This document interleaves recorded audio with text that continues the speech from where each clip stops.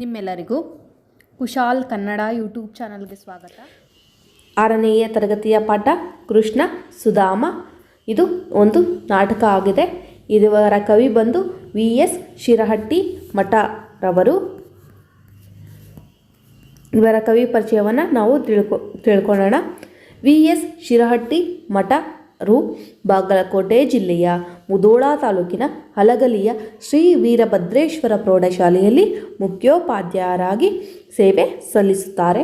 ಇವರು ಗದಗ ಜಿಲ್ಲೆಯ ಹುಂಬಳದಲ್ಲಿ ದಿನಾಂಕ 1/2/1953 ಜನಿಸಿದ.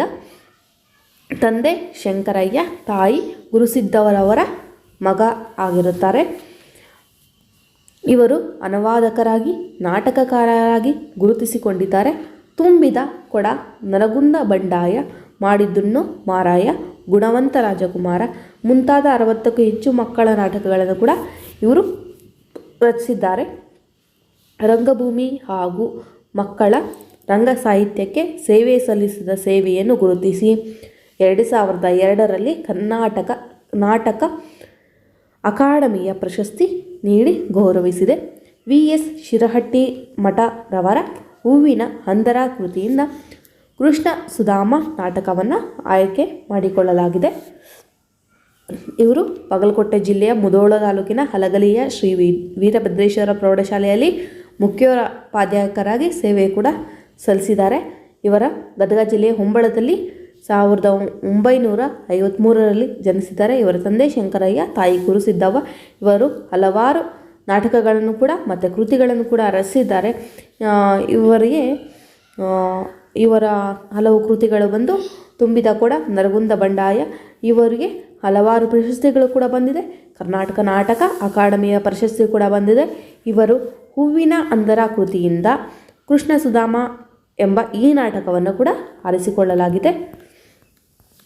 ಈಗ ಸೀದಾ ಪಾಠಕ್ಕೆ ಹೋಗೋಣ. ಇಷ್ಟೊತ್ತು ಕವಿ ಪರಿಚಯವನ್ನು ನೀವು ತಿಳ್ಕೊಂಡ್ರಿ.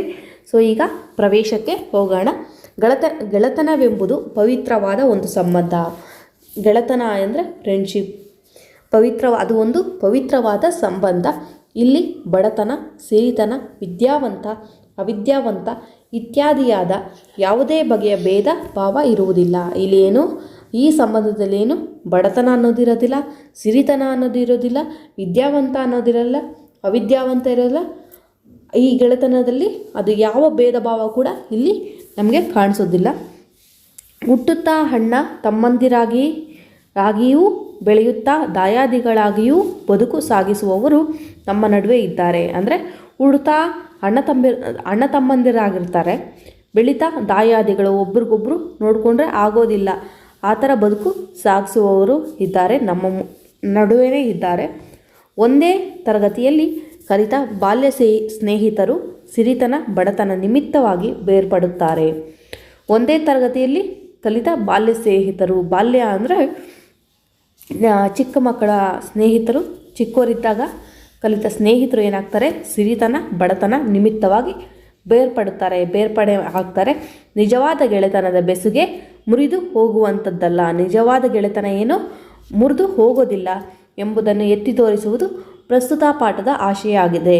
ಅದು ಯಾವುದೇ ಸಿರಿತನವನ್ನು ಗೆಳೆತನ ಸಿರಿತನ ಬಡತನ ನೋಡಿ ಬರುವಂಥದ್ದಲ್ಲ ಅನ್ನೋದು ಈ ಪಾಠದ ಆಶಯ ಕೂಡ ಆಗಿದೆ. ನಾವೀಗ ದೃಶ್ಯ 1 ನೋಡೋಣ. ಸುಧಾಮನ ಗುಡಿಸಲು. ರಾತ್ರಿಯ ಸಮಯ. ಸುಧಾಮ ಯೋಚಿಸುತ್ತಾ ಶತಪಥಿಸುತ್ತಾನೆ. ಆತನ ಮುಖದಲ್ಲಿ ನಿರಾಸೆ ತುಂಬಿದೆ. ಏನು, ಸುಧಾಮನ ಗುಡಿಸಲೇನಾಗಿದೆ, ರಾತ್ರಿಯ ಸಮಯ. ಸುಧಾಮ ಯೋಚಿಸುತ್ತಾ ಶತಪಥಿಸುತ್ತಾನೆ, ಆ ಕಡೆ ಈ ಕಡೆ ಓಡಾಡ್ತಿರ್ತಾನೆ. ಆತನ ಮುಖದಲ್ಲಿ ನಿರಾಸೆ ತುಂಬಿದೆ. ಆತನ ಮುಖದಲ್ಲಿ ಏನಾಗಿದೆ, ನಿರಾಸೆಯನ್ನು ತುಂಬಿದೆ. ಸುಧಾಮ ಹೇಳ್ತಾನೆ, ಸ್ವಾಗತ. ಜೀವನದಲ್ಲಿ ಬರೀ ಕಷ್ಟಗಳೇ ಬರುತ್ತಿವೆಯಲ್ಲ, ಸುಖದ ದಿನಗಳು ಯಾವಾಗ ಬರುತ್ತವೋ ನಿಟ್ಟುಸಿರು ಬಿಟ್ಟು ಅದೆಲ್ಲ ಆ ದೇವರಿಗೇ ಗೊತ್ತು ಅಂತ ಹೇಳ್ತಾನೆ.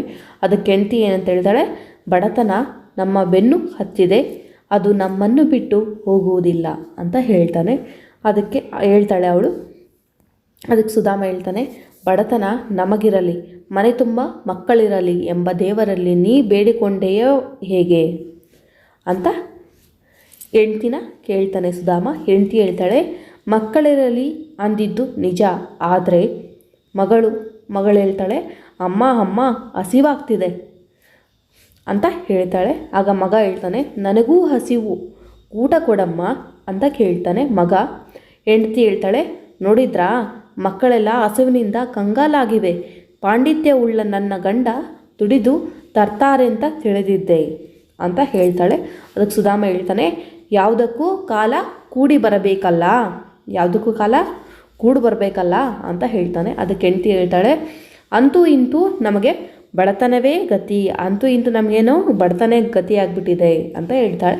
ಅದಕ್ಕೆ ಸುಧಾಮ ಹೇಳ್ತಾನೆ, ಚಿಂತೆ ಮಾಡಿದರೆ ಏನು ಬಂತು, ಜೀವನದಲ್ಲಿ ಬಂದದ್ದನ್ನು ಅನುಭವಿಸಲೇಬೇಕು, ಅದೇ ಮಾನವ ಧರ್ಮ. ನಮ್ಮ ಜೀವನದಲ್ಲಿ ಏನು ಬರುತ್ತೆ ಅದು ಅನುಸರಿಸ್ಕೊಂಡು ಅನುಭವಿಸ್ಕೊಂಡು ಹೋಗ್ತಾನೆ ಇರಬೇಕು, ಅದೇ ಕೂಡ ಸಹ ಮಾನವ ಧರ್ಮ ಸಹ ಅಂತ ಹೇಳ್ತಾನೆ. ಅದಕ್ಕೆ ಹೆಂಡತಿ ಹೇಳ್ತಾಳೆ, ನೀವು ನೀತಿ ಹೇಳುವುದರಲ್ಲಿ ಬಹಳ ನೀವು ನೀತಿ ಹೇಳೋದ್ರಲ್ಲಿ ಬಹಳ ಮುಂದಾಗಿರ್ತೀರಾ. ಅದಕ್ಕೆ ಸುಧಾಮ ಹೇಳ್ತಾನೆ, ನೀತಿ ನಿಯಮ ವಿಧೇಯತೆ ಪಾಂಡಿತ್ಯ ಇದ್ದುದರಿಂದಲೇ ಗುರುಕುಲದಲ್ಲಿ ಶ್ರೀಕೃಷ್ಣ ನನ್ನ ಸ್ನೇಹಿತನಾದದ್ದು ಅಂತ ಹೇಳ್ತಾನೆ. ಸುಧಾಮ ಹೇಳ್ತಾನೆ, ನೀತಿ ನಿಯಮ ವಿಧೇಯತೆ ಪಾಂಡಿತ್ಯ ಈ ಥರದ್ದೆಲ್ಲ ಇರೋದಕ್ಕೇ ಗುರುಕುಲದಲ್ಲಿ ಏನು ನನ್ನ ಶ್ರೀಕೃಷ್ಣ ನನ್ನ ಸ್ನೇಹಿತನಾಗಿದ್ದು ಅಂತ ಹೇಳ್ತಾನೆ. ಅದಕ್ಕೆ ಹೆಂಡತಿ ಹೇಳ್ತಾಳೆ, ಮಾತಿಗೂ ಶ್ರೀಕೃಷ್ಣ ನನ್ನ ಸ್ನೇಹಿತನಾಗಿದ್ದ ಅಂತೀರಿ ಅಂತ ಹೇಳ್ತಾಳೆ. ಏನಂತ ಹೇಳ್ತಾಳೆ ಹೆಂಡತಿ, ಮಾತಿಗೂ ಶ್ರೀಕೃಷ್ಣ ನನ್ನ ಸ್ನೇಹಿತ ಆಗಿದ್ದ ಅಂತೀರಿ. ಸುಧಾಮ ಹೇಳ್ತಾನೆ ಅದಕ್ಕೆ, ನಿಜಕ್ಕೂ ಆತ ನನ್ನ ಪರಮ ಮಿತ್ರನಾಗಿದ್ದ, ಗುರುಕುಲದಲ್ಲಿ ಒಟ್ಟಿಗೆ ವಿದ್ಯಾಭ್ಯಾಸ ಮಾಡಿದೆವು.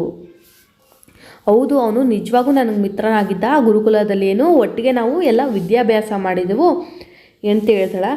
ಅದಕ್ಕೆ ಸತ್ಯ ಹೇಳುವಿರಾ, ಆ ಶ್ರೀಮಂತರಲ್ಲಿ ನೀವೆಲ್ಲಿ, ಯಾಕೆ ಸುಮ್ಮನೆ ಬಡಾಯಿ ಬಿಡ್ತೀರಾ, ಬಡಾಯಿ ಅಂದರೆ ಸುಳ್ಳು ಹೇಳ್ತೀರಾ ಅಂತ.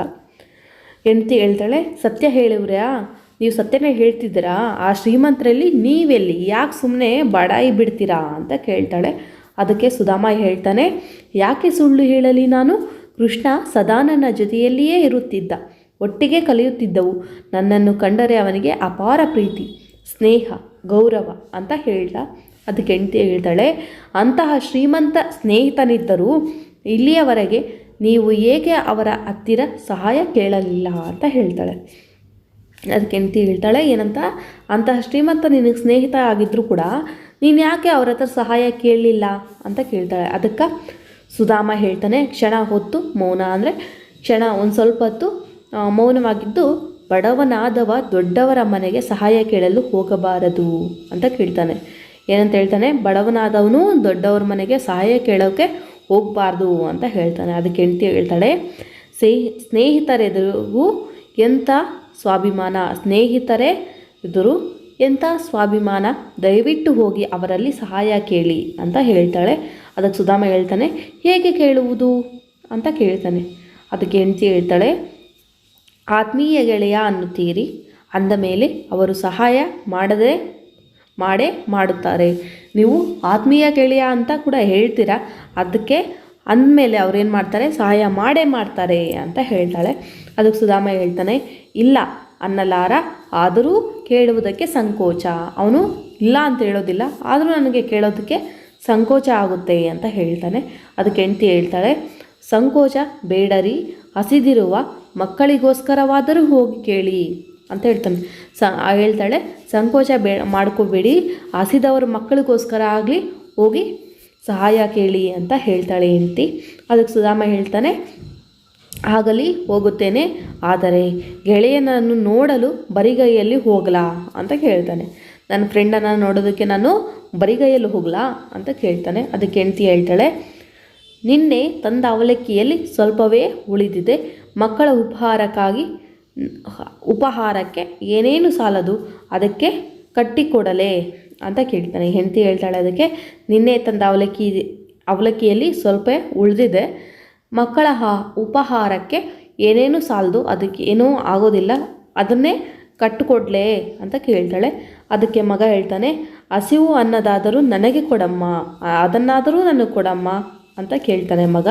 ಅದಕ್ಕೆ ಹೆಂಡತಿ ಹೇಳ್ತಾಳೆ, ತುಸು ತಡೆದುಕೋ ಕಂದ, ದೇವರ ದಯೆ ಇದ್ದರೆ ಈ ಅವಲಕ್ಕಿಯೇ ಬಂಗಾರವಾದೀತು, ಕಟ್ಟಿಕೊಡಲೆ, ಗಂಡನಿಗೆ ಕೇಳ್ತಾಳೆ ಕಟ್ಟಿಕೊಡಲೆ ಅಂತ ಹೇಳ್ತಾನೆ. ಅದಕ್ಕೆ ಸುಧಾಮ ಹೇಳ್ತಾನೆ ಸರಿ ಹಾಗೆ ಮಾಡು ಅಂತ ಹೇಳ್ತಾನೆ. ದೃಶ್ಯ 2 ನೆಕ್ಸ್ಟ್ ಕ್ಲಾಸಲ್ಲಿ ಮಾಡೋಣ. ಸೊ ಇವತ್ತಿಗೆ ಇಷ್ಟು ಸಾಕು.